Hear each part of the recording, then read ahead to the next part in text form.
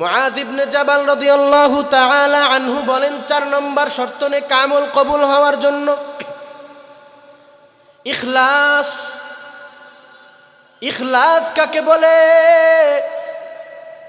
আল্লাহ তাআলা বলেন, কুল ইন্না সলাতি ওয়া নুসুকি ওয়া মাহইয়ায়া ওয়া মামাতি লিল্লাহি রাব্বিল আলামিন। আল্লাহ তাআলা বলেন, হে নবী আপনি বলেন, আমার নামাজ, আমার কুরবানি, আমার জীবন, আমার মরণ সব আমার আল্লাহর জন্য। একটু আওয়াজ করে বলেন, সব কার জন্যে? সব আমার আল্লাহর জন্যে। আমি আমার বয়ান করছি, আমি আমার আল্লাহর জন্য।